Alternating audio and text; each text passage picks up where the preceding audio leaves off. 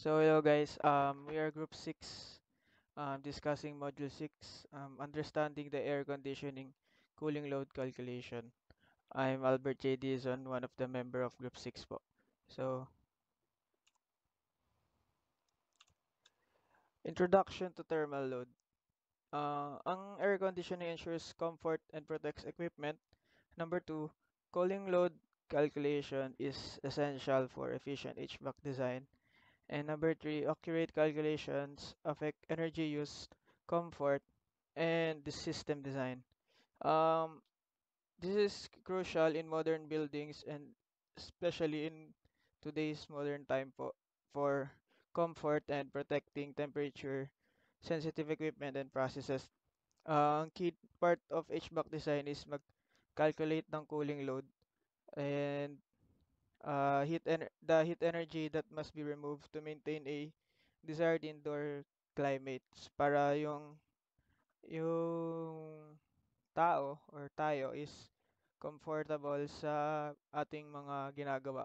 Especially ngayon tayo ay nakatira sa tropical country.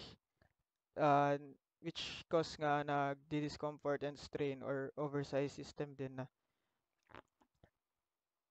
Tas itong lecture nagfo-focus sa theory and practical aspects of cooling load assessment, outlining the factors involved and their impact on energy efficiency, comfort, air quality, and building longevity. Itong pagka-proper load calculations are the foundation of HVAC design, guiding equipment selections and air distribution to ensure effective climate control.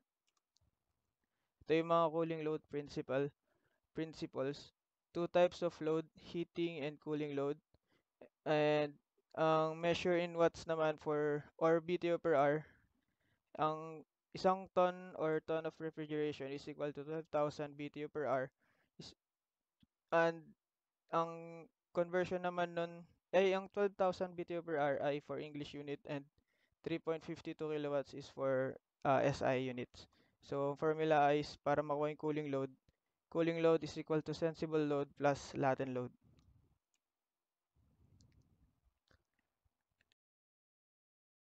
So guys, ngayon i-explain ko naman yung sensible and latent load. So, syempre yung cooling load, meron siyang dalawang component which is yung sensible and latent. So, sa sensible muna tayo. So, ano nga ba yung sensible? Sensible is heat from solar radiation, lights, equipment, and occupants. So, it refers to the rise in air in temperature. So, yun nga, nanggagaling siya sa sources sa solar radiation, lightning, electronic equipment, and yung people na nasa space. Next naman is yung latent load, which is yung moisture from people, cooking, infiltration. So ito naman, nakabase na siya dun sa moisture na nararamdaman natin in, kapag nasa indoor tayo. So ito yung humidity natin na na-feel kapag meron tayong activities like cooking, yung people breathing, and outside air sneaking dun sa mga leaks or openings. So yun nga, pag pinag-usapan natin yung cooling load, so ito yung nagre-refer dun sa sum of both sensible and latent heat. So in other words nga, cooling load is equal to sensible plus latent heat. So pag naintindihan natin yung itong both topic na to, so mas maintindihan natin yung HVAC system, which is ma-maintain natin yung tamang temperature and humidity para mas maging komportable tayo inside our house or office. So next slide. So yun nga, external versus internal load. So yung external from building and envelope, walls, window, and roof. Then yung internal naman from occupants, equipment, and lighting. So pag sinabing external load, so yun nga, nanggagaling siya mostly sa labas, like walls, windows, roof. Then syempre na-influence din dun yung outdoor weather condition natin katulad ng sunlight or kung maulan man. And syempre yung insulation din nung mismong building. Then yung internal naman is yung heat and energy na nanggagaling sa mga occupants, equipment, and lighting. Then yung one key difference dito is yung Externally loaded buildings is tend to have a variable loads because outdoor condition can change through the days and season. Meanwhile, internal load buildings experience more consistent load since internal sources are usually predictable. So yun lang.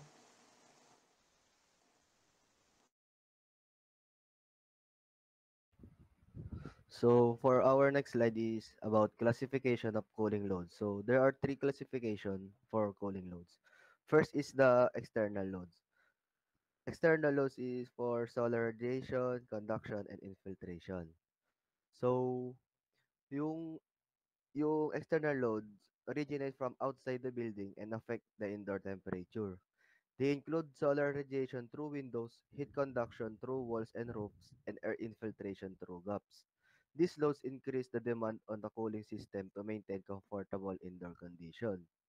So for the solar radiation, yung heat na nagigain natin is from sunlight or siya yung nag-e-enter sa mga windows or sa wall. Then yung conduction naman is yung heat transferred through walls, roofs, and windows due to temperature difference. So next is the internal loads.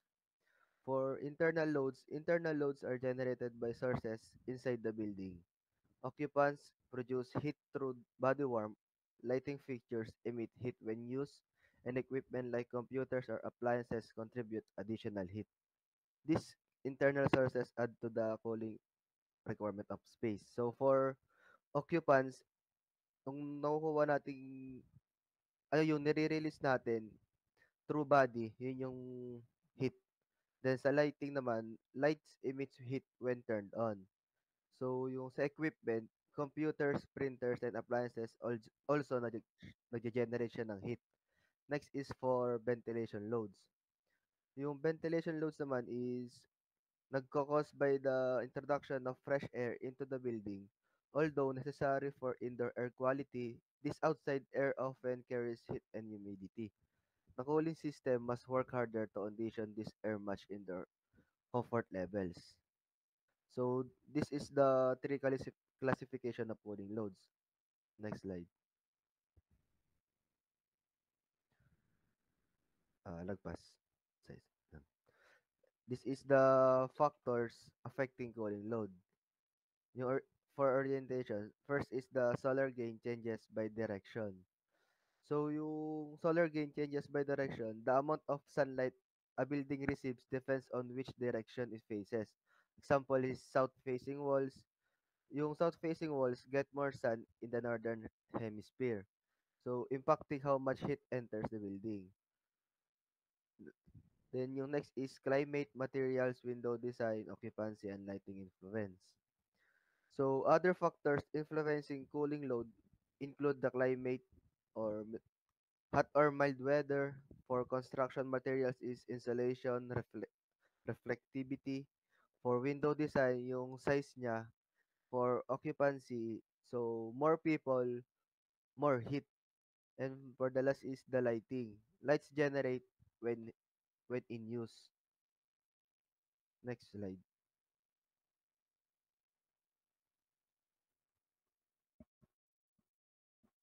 So hello guys, I will be talking about the building components. First is construction materials and insulation affect load. So building components are important in air conditioning cooling load calculations because they affect how much heat enters a space. Elements like walls, roof, windows, and doors vary in size, material, and insulation, which influence how easily heat is transferred. So next is the R values, U values, SHGC. So, ang meaning ng R value is yung material's resistance to heat flow. So, the higher the R value, the better insulation. And yung U value measures how much heat a material allows to pass through. So, the lower the U value, the less heat the less heat it gets in. Then yung SHGC or also known as solar heat gain coefficient is a key factor in understanding air conditioning cooling load calculations. It measures how much solar heat passes through a window or glass surface. So lastly, yung sa shading reduces heat gain. So kung mas maganda yung shading nung isang area is mas mababa yung sensible heat gain. Next slide please. So ventilation and infiltration. Introduce outside air, affecting heat and humidity. Ventilation must be accurately molded in load calculation. So ventilation refers to the intentional introduction of outside air into a building, typically through a mechanical systems or operable windows to maintain indoor air quality. This air often needs to be cooled and dehumidified, and infiltration is the unintentional or uncontrolled entry of outside air into a building through leaks in the building.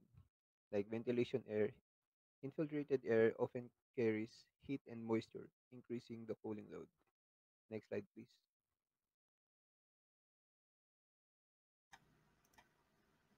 Hello. So next one is space heat gain. So space heat gain is the total amount of heat energy entering a conditioned space like a room or building from all sources, which causes a rise in temperature and humidity.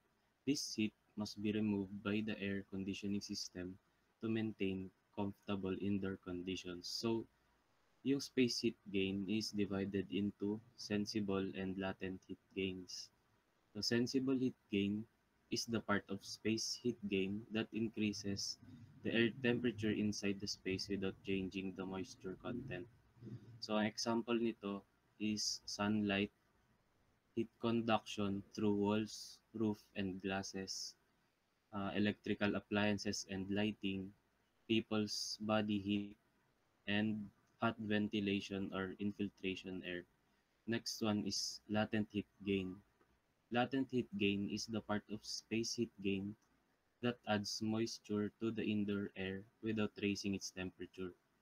It represents the energy involved in evaporating water, for example, sweating, boiling, or humid air entering. Ang example naman ng latent heat gain are people which are breathing or sweating, cooking and boiling water, indoor plants, and moist outside air. So, next slide.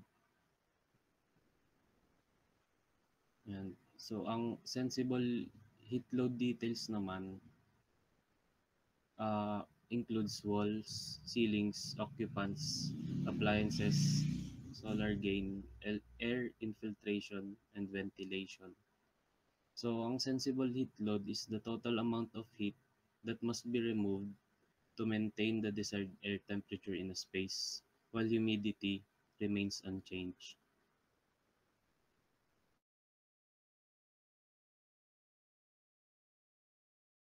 So, yung conclusion ng report namin is cooling load calculation is key to HVAC efficiency.